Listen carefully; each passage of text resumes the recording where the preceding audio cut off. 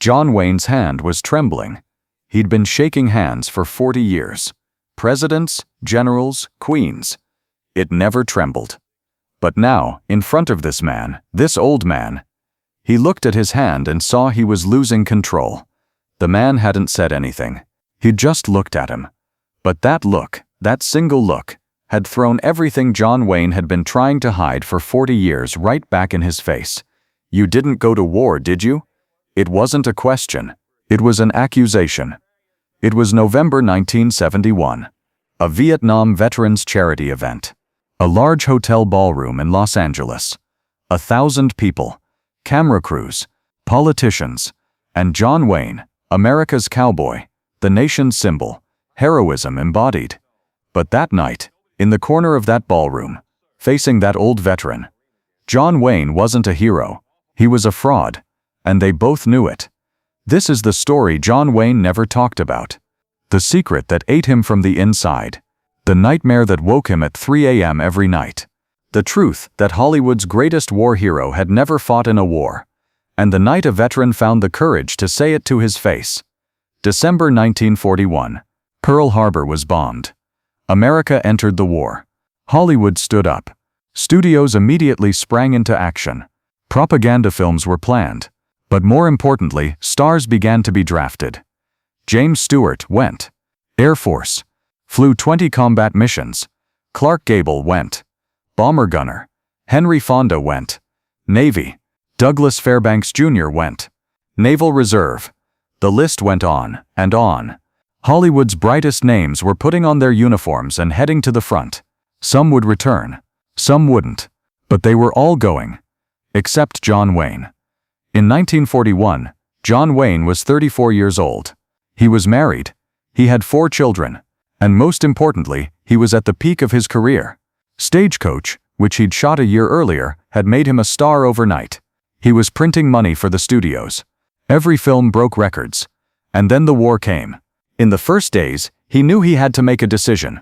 The agency was calling. The studio was calling. Everyone was asking the same question. "What are you going to do, Duke? Are you going?"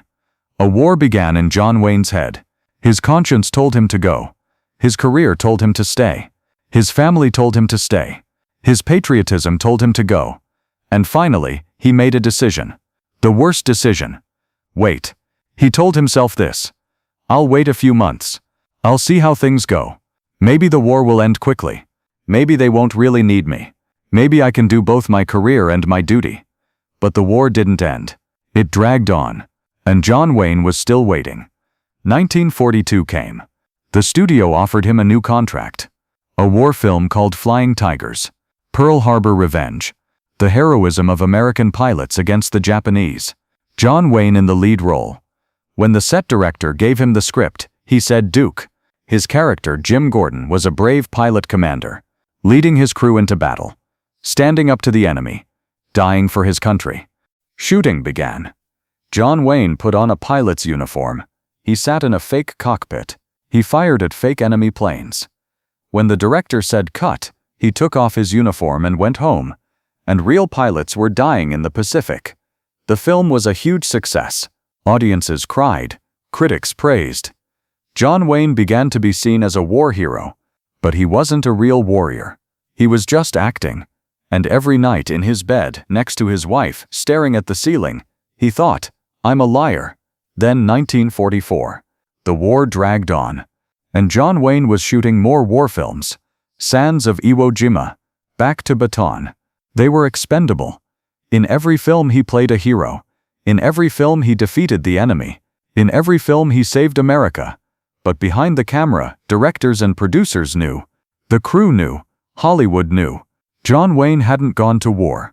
Some were understanding. He has 4 children, they said. He's older.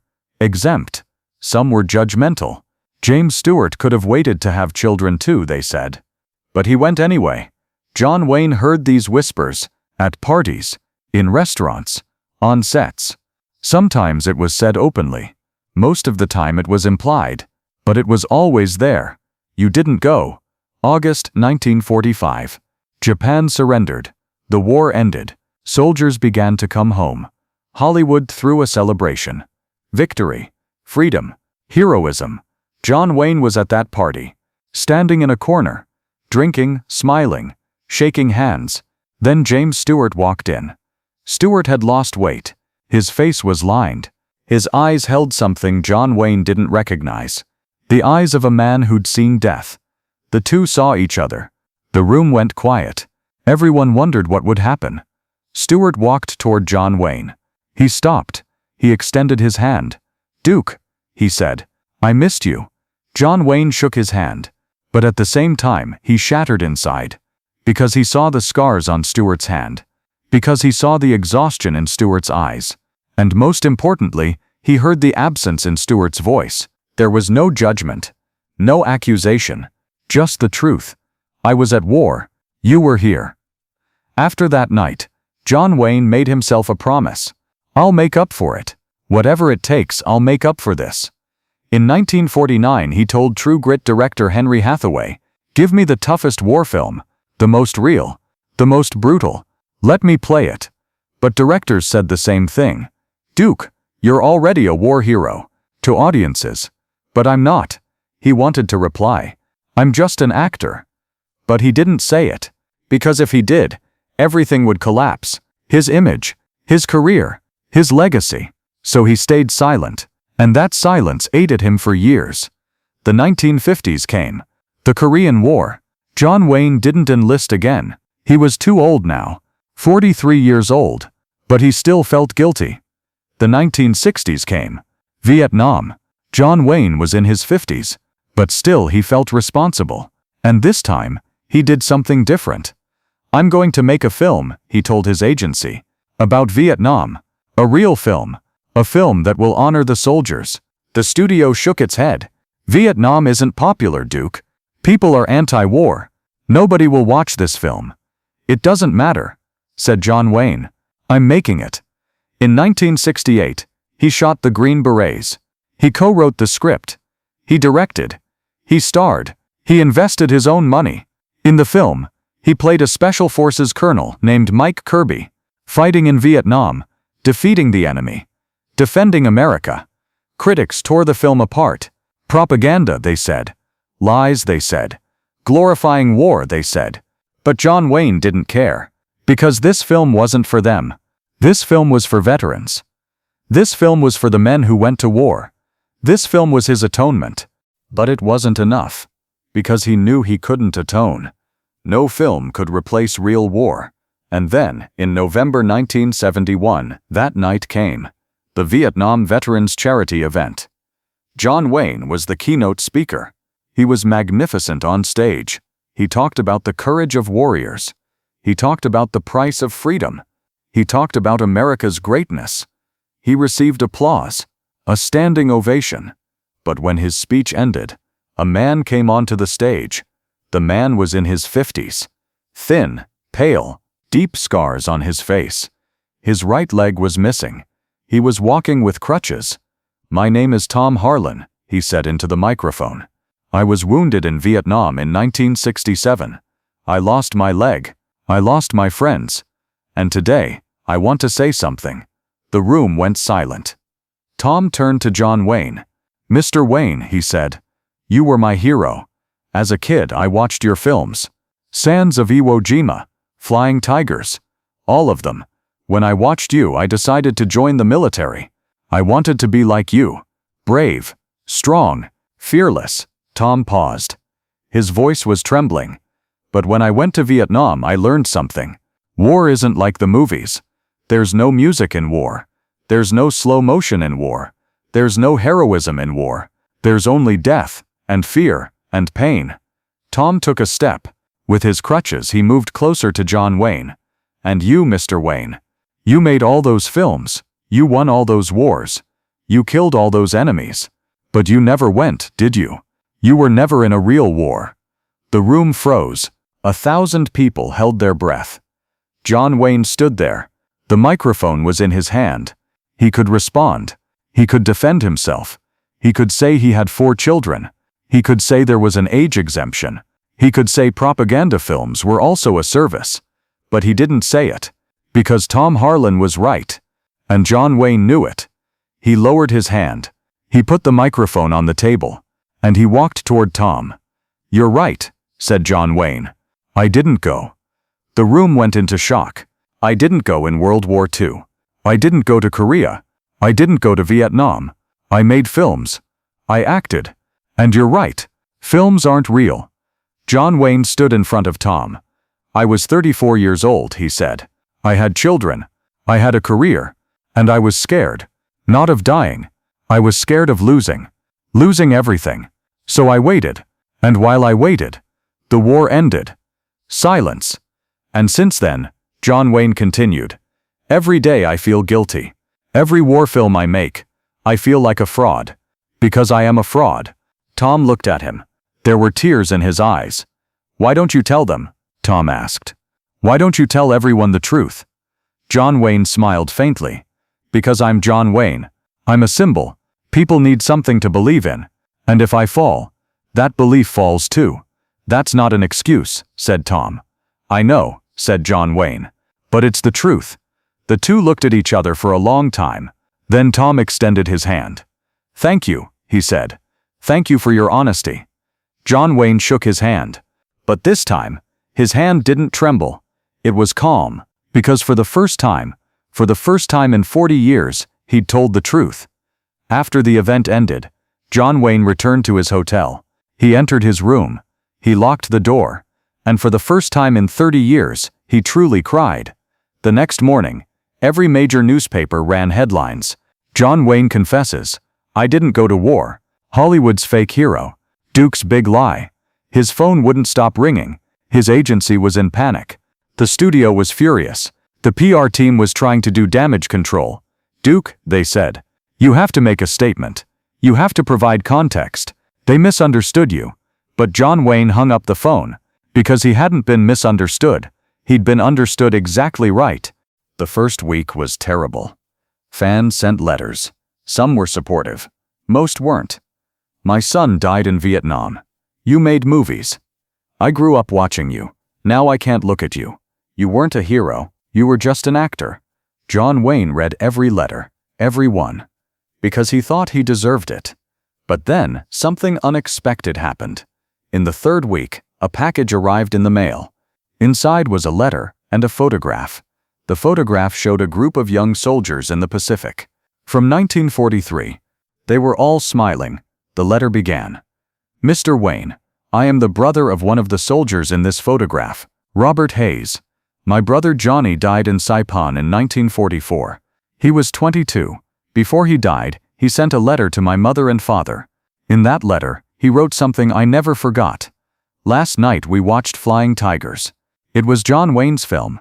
While we're here, on this island, living in fear of death, watching that film gave us hope. It reminded us that at home, people are thinking of us, remembering us, believing in us. When I watched John Wayne, I wasn't afraid, because he was fighting like me. And if he could win, I could win." The letter continued. "Mr. Wayne, my brother died a week after the war ended, but in that last week, your film gave him hope. And that matters. You didn't go to war. That's true. But you gave something to the men who fought. You gave them a dream, an escape, a hope. Maybe you weren't a soldier, but to my brother, you were a hero. And that's something." John Wayne read that letter 3 times. Then he looked at the photograph. At those young faces, at those smiling boys. Most of them hadn't come home. And he understood something. He couldn't atone, ever. He couldn't go back and go to war. He couldn't go back and make a different decision. But he could still do something. He could continue. The next day, John Wayne held a press conference. The reporters were aggressive. The questions came like fire. "Mr. Wayne, is your career over? Will you apologize to veterans? Were your films a lie?" John Wayne approached the microphone. He placed his hands on the table, and he spoke. "I'm not going to hide my mistakes," he said. "I didn't go to war. I should have. I think about it every day. I sleep with it every night. This is my burden, and I deserve to carry it. But I'll say one thing. The films I made weren't perfect. They weren't realistic, but they had a purpose, to honor the men who fought, to show them respect. And if one soldier, just one soldier, drew strength from my films, then I did something right. I'm not a hero. I never was. But I respect heroes. And I'll do everything I can to serve them. For the rest of my life. The press conference ended. Critics were still skeptical. Some newspapers still wrote harsh articles. But slowly, something changed. Veterans began to speak. A Vietnam veteran went on television and said, "Duke didn't go to war, that's true. But when I came home, he was the only Hollywood star who supported me. The others called us baby killers. Duke called us heroes. And that mattered." A Korean War veteran wrote a letter to the newspaper. "John Wayne's films aren't realistic. But when I was in the hospital, watching those films made me feel better. It took away my pain. It gave me a reason to go home." A World War II veteran spoke on the radio. "Duke could be wrong, but at least he was honest. How many Hollywood stars admit the truth? He did, and that takes courage." Slowly, the attitude toward John Wayne softened. People began to forgive. Not because he deserved forgiveness, but because he told the truth. In 1973, John Wayne visited a Vietnam veterans hospital. There were no cameras, no press, just him, the nurses, and the wounded soldiers. He entered a room. A young man was lying in bed. He'd lost both legs. He was 24. John Wayne sat by the bed. "I'm John Wayne," he said. The man turned his head. He smiled faintly. "I know," he said. "I recognize you. Sands of Iwo Jima. Green Berets." John Wayne nodded. "I don't know what to say," he said. "Sorry isn't enough. Thank you isn't enough." The man looked at him. "You don't need to say anything," he said. "Just you being here is enough. Because most people don't come. They forget about us. But you came, and that's something." John Wayne held that young man's hand. And there, for an hour, he sat silently. They never spoke, but they didn't need to. John Wayne visited a hospital every month after that day. He never missed one. He didn't pose for cameras. He didn't advertise. He just went. He sat with wounded soldiers. He listened to them. And the only thing he said to them was, "It's an honor to serve you." In June 1979, John Wayne died. Cancer. 72 years old. His funeral was like a state ceremony. Presidents came. Senators came. Hollywood came. But if you look at the honor guard by the casket, you notice something. 6 men. 6 veterans. 4 from Vietnam. 1 from Korea. 1 from World War II. And among them, in the front row with his crutches, stood Tom Harlan. That man. The man who told John Wayne the truth in 1971. At the funeral, Tom told reporters something. Duke didn't go to war. That's true. But was he a hero? Yes, because heroism isn't just in war. Heroism is admitting your mistakes. Heroism is trying to heal. Heroism is trying to atone for things that can't be atoned for. Duke did those things, and that's why, to me, he was a hero. John Wayne's gravestone has a simple inscription. Feo, fuerte y formal. Spanish. Ugly, strong, and dignified. But the people who look at that gravestone don't know. What they don't know is just how strong John Wayne really was. Because real strength isn't in war. Real strength is in admitting the truth and learning to live with it. John Wayne didn't go to war. That was his greatest regret. But he spent the rest of his life trying to do something with that regret. And maybe that was braver than going. Because going to war is a decision. But telling the truth and living with its consequences, that's a life. And John Wayne lived that life. Not perfect, not flawless, but honest. And sometimes honesty is more important than heroism. In 1998, a ceremony was held at the Vietnam Memorial. Tom Harlan was there. He was 76 years old. He still walked with crutches. A young man approached him, in his 20s. "Mr. Harlan," he said, "I'm making a documentary about John Wayne, about his views on Vietnam. I heard your story. That night in 1971. Did you forgive him?"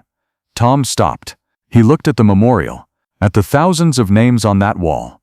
His friends, his brothers. Then he turned back. "I didn't need to forgive him," he said, "because he never forgave himself, and that perhaps was his greatest punishment. But I respect him, because he didn't run. He faced the truth, and that's more than most people can do." The young man took notes. "So, Mr. Harlan, was John Wayne a hero?" Tom smiled, a tired smile, but a sincere smile. "I don't know," he said. But he was a human, a flawed human, and he admitted his flaws, and maybe that's more valuable than a hero. Because there are no heroes. There are only people, and some people learn to live with their mistakes. Some don't. Duke lived, and that's why I respect him.